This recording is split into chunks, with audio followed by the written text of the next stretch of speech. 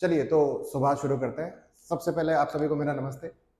Gujarat board के English medium commerce stream का chapter 4 class 11th chapter 4 journal entries बहुत doubt आते हैं, तो मैंने सोचा है कि पूरा एक चैप्टर 4 का एक सीरीज बना के अलग अलग छोटे छोटे वीडियोस बना के हर एक सम को कवर किया जाए। सिर्फ प्रैक्टिकल चीज़ें इसमें इंक्लूड करूंगा, कोई भी थियरी का पॉइंट इसमें लेके नहीं आऊँगा। बहुत ईजी है थियरी, ज़्यादा टफ नहीं है जर्नल एंट्रीज की थियरी को, लेकिन थियरी में इतना इंपॉर्टेंस नहीं है जितना उसके प्रैक्टिकल्स में है। सम्स करने का जो तरीका है, जर्नल एंट्रीज बनाने का जो तरीका है, वो हमें आना चाहिए। तो गुजरात बोर्ड की ये जो 11th स्टैंडर्ड की टेक्स्ट बुक है उसके एक्सरसाइज के जितने भी क्वेश्चंस हैं उनको मैं यहाँ पे कवर करने की कोशिश करूंगा। ठीक है, चलिए। तो चैप्टर 4 जर्नल एंट्री की जब भी बात की जाती है ना, तो चैप्टर नंबर 4 जर्नल एंट्री को शुरू करने से पहले आपके पास गोल्डन रूल आपको याद होना चाहिए। गोल्डन रूल क्या होता है वो याद करने बैठोगे, याद तो हो जाएगा लेकिन समझ में नहीं आएगा, इसीलिए आज गोल्डन रूल को समझाऊंगा। लेकिन गोल्डन रूल से भी पहले आपको जो चीज आनी चाहिए वो है types of accounts. Types of accounts, मैं कहीं ना कहीं हम टीचर्स की इस गलती मानता हूं कि हम डायरेक्टली गोल्डन रूल सिखा देते हैं, रटवा देते हैं, लेकिन उसका जो एक्चुअल मीनिंग है, उसका जो एक्चुअल इन्फ्लुएंस है, उसका जो एक्चुअल इफेक्ट है वो हम बताते नहीं है। आज मैं कोशिश करूंगा कि वो पूरा इफेक्ट हम अच्छे से समझेंगे। तो बेसिकली अकाउंट्स के ना दो ही टाइप है, बेसिकली दो ही टाइप है। एक है पर्सनल अकाउंट और एक है इम्पर्सनल अकाउंट।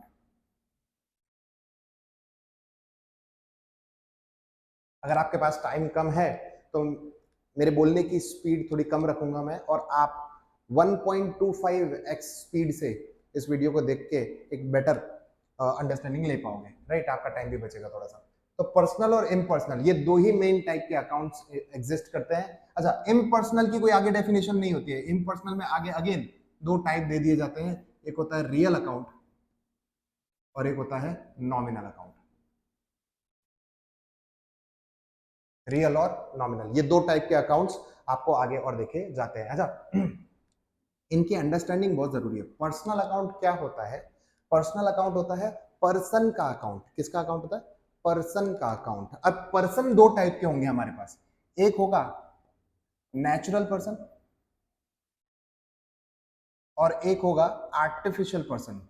आर्टिफिशियल पर्सन, एक होगा नेचुरल पर्सन और एक होगा आर्टिफिशियल पर्सन। नेचुरल पर्सन मतलब आप, मैं, एक्सेट्रा एक्सेट्रा। आर्टिफिशियल पर्सन का मतलब होता है कोई भी इंस्टीट्यूट, बिजनेस इंस्टीट्यूट हो सकती है, कोई अदर इंस्टीट्यूट हो सकती है, ज्यादा टाइम पास नहीं।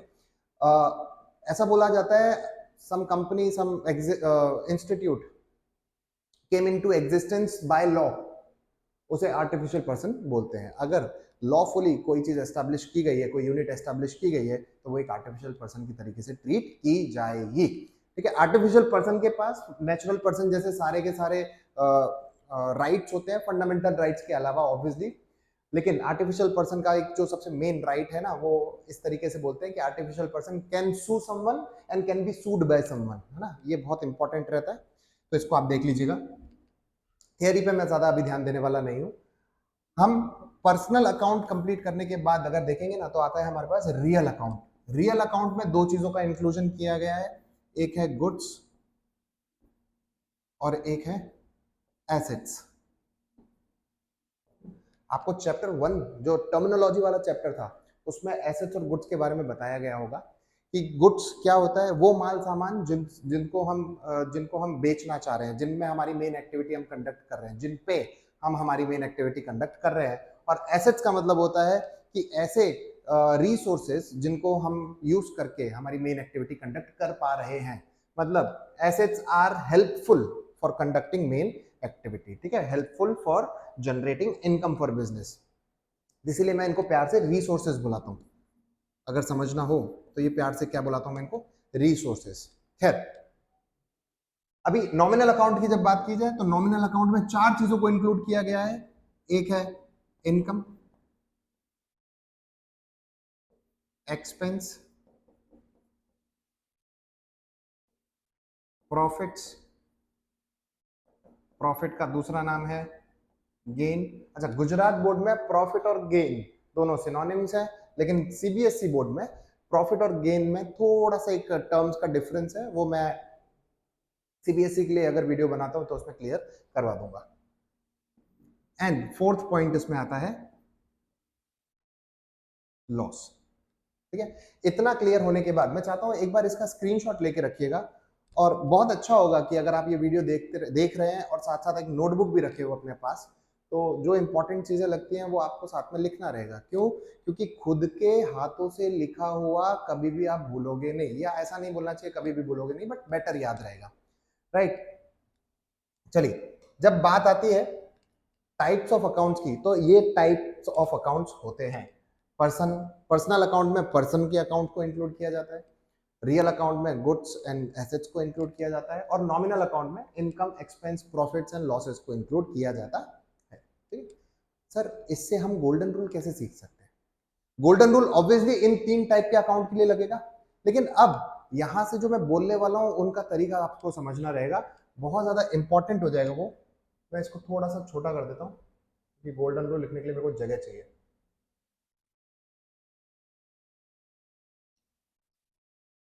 अब जरा ज्यादा अच्छे से समझना रहेगा आपको। गोल्डन रूल समझने के लिए बाय कॉन्सेप्ट दिमाग में एक क्वेश्चन पूछना है खुद से। ठीक है, दिमाग में सिर्फ एक ही क्वेश्चन। अच्छा, अकाउंटिंग किया जा रहा है फॉर बिजनेस, इसीलिए हम फर्स्ट पर्सन क्या बन जाते हैं? बिजनेस बन जाते हैं। हम सारा का सारा अकाउंटिंग करते हैं with the point of view of business, business के पॉइंट ऑफ व्यू से सारा काम किया जाता है। तो हम बिजनेस है, हमें क्या मानना है? हम बिजनेस है। We are an artificial person, we हम खुद एक क्या है? आर्टिफिशियल पर्सन है।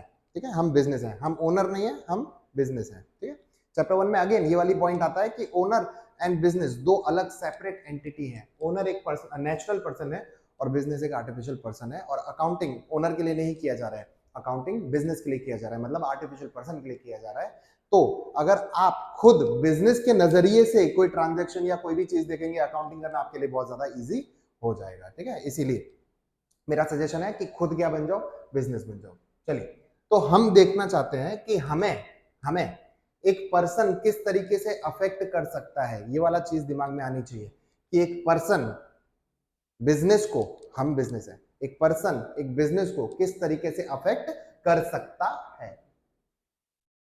आंसर आना चाहिए कि दो ही तरीके, या तो पर्सन, सामने वाला पर्सन हमें बेनिफिट दे सकता है, या फिर वो हमसे बेनिफिट ले सकता है। ठीक है, बिजनेस की बात कर रहा हूं मैं, और कोई रिलेशन हमें एस्टैब्लिश करना नहीं है, बेनिफिट की बात हो रही है।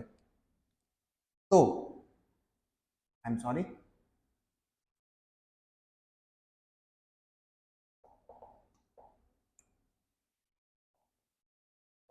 तो या तो कोई पर्सन बिजनेस को, बिजनेस से बेनिफिट ले सकता है। अगर वो बिजनेस से बेनिफिट लेता है तो सामने वाला पर्सन क्या हो जाएगा? रिसीवर माना जाएगा। और अगर वो बिजनेस को बेनिफिट देता है तो वो क्या होगा? गिवर हो जाएगा। सिर्फ बेनिफिट लेना या देना इंपॉर्टेंट नहीं है, पॉइंट ऑफ टाइम भी इंपॉर्टेंट है। किसी एक पर्टिकुलर पॉइंट ऑफ टाइम पर सामने वाला पर्सन हमें बेनिफिट दे रहा है तो वो गिवर है, और अगर बेनिफिट ले रहा है तो वो रिसीवर है। ठीक है, इतना याद रखना है, किसी एक पर्टिकुलर पॉइंट ऑफ टाइम पर। बस अगर आपको ये रिसीवर और गिवर का रिलेशन समझ में आ गया ना, तो आपके लिए जर्नल एंट्री बहुत इजी हो जाएगी। क्यों? क्योंकि जो रिसीवर है उसको हमें डेबिट करना है, इसलिए बोलते हैं डेबिट द रिसीवर। और जो गिवर है उसको हमें क्रेडिट करना है, इसलिए बोलते हैं क्रेडिट द गिवर। ठीक है, जर्नल एंट्री की लैंग्वेज में समझाऊं तो रिसीवर करने वाले, रिसीवर का जो अकाउंट है उसको डेबिट साइड पे लिखना है, और गिवर वाले का अकाउंट आपको क्रेडिट साइड पे लिखना है। ठीक है, तो पहले हमें आइडेंटिफाई करना पड़ेगा कि पर्सन कहाँ है, पर्सन का अकाउंट कहाँ है। पर्सन का अकाउंट मिलते ही हमें दूसरी चीज ये आइडेंटिफाई करनी पड़ेगी कि वो रिसीवर है या फिर गिवर है। ठीक है, जैसे आपको पता चल गया कि वो रिसीवर है या गिवर है, अकॉर्डिंगली आप उसका इफेक्ट दे सकते हैं। दूसरा, रियल अकाउंट पे जब आते हैं तो रियल अकाउंट बिजनेस को, रियल अकाउंट में दो चीजें आ रही हैं, गुड्स एंड एसेट्स। ये बिजनेस को किस तरीके से अफेक्ट करेगा, मतलब हमें किस तरीके से अफेक्ट करेगा। ये रिसीवर गिवर ये नहीं हो सकते, इनके साथ हमारा क्या अफेक्शन रिलेशन क्रिएट होगा उसके बारे में बात करें तो goods and assets non living things है ना। ये या तो बिजनेस में आएंगी या बिजनेस से जाएंगी। इसके अलावा बिजनेस में इनका कोई और इफेक्ट हो ही सकता नहीं है। आप सोच के भी देखोगे तो आप दूसरा कोई रिलेशन एस्टेब्लिश कर ही नहीं पाओगे। गुड्स एंड एसेट्स या तो बिजनेस में आएंगे या बिजनेस से जाएंगे। अगर बिजनेस से आते हैं तो मैं यहाँ पे लिखता हूं या तो ये कम इन होंगे या फिर ये गो आउट होंगे, प्लूरल है इसके लिए गो आउट होंगे।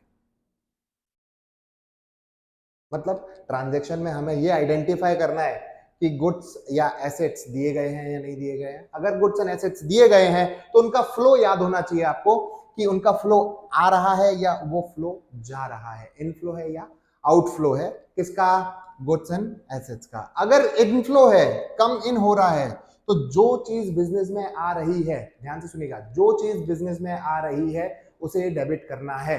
जो चीज बिजनेस में आ रही है उसे डेबिट करना है। इसी को इंग्लिश में बोलेंगे debit what comes in.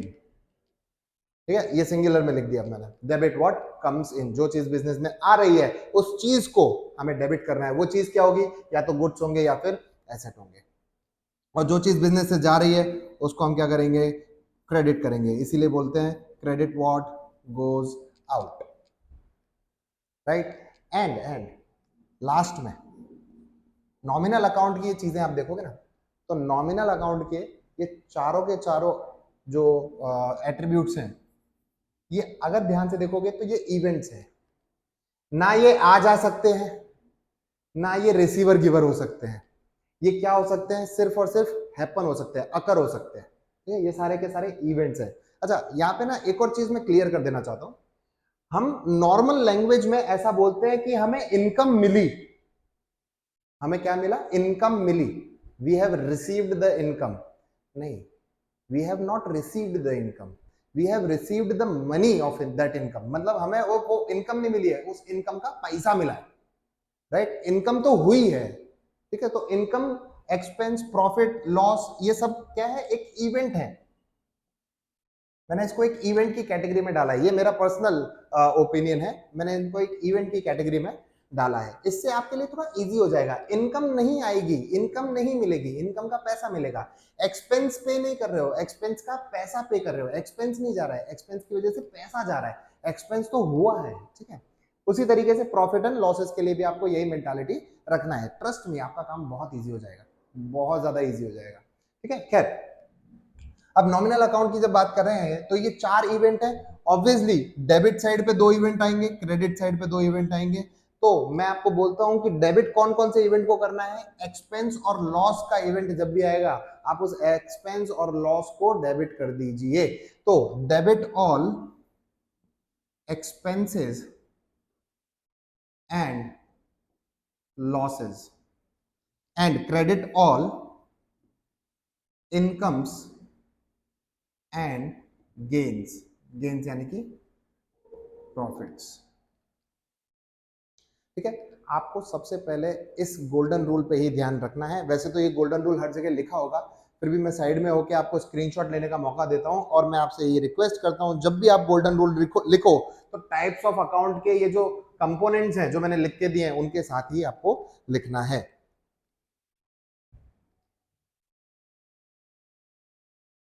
I guess इतने टाइम में आप स्क्रीनशॉट ले चुके होंगे, अदरवाइज ये तो वीडियो है, आप आराम से बैक करके देख सकते हैं।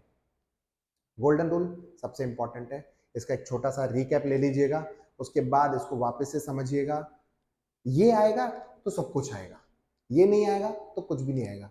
अच्छा, इसके अलावा ये एक ट्रेडिशनल मेथड है, इसके कुछ मॉडर्न अप्रोचेस भी है जो कि नॉर्मली हर टीचर बच्चों को समझाता नहीं है, जरूरत भी नहीं पड़ती है, कहीं 5-6 जगह पे जरूरत पड़ेगी।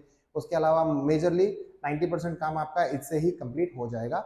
जहां जरूरत पड़ेगी मॉडर्न अप्रोच की, मैं during the question he modern approach आपको सिखाऊंगा, ठीक है। तो ये वाला वीडियो यहाँ पे खत्म करते हैं। नेक्स्ट वीडियो में मिलते हैं एक प्रैक्टिकल क्वेश्चन के साथ, क्योंकि सिर्फ इससे काम नहीं होगा, हमें प्रैक्टिकल क्वेश्चन की प्रैक्टिस करनी पड़ेगी। एक्सरसाइज के क्वेश्चन करेंगे तो नेक्स्ट वीडियो जरूर देखिए।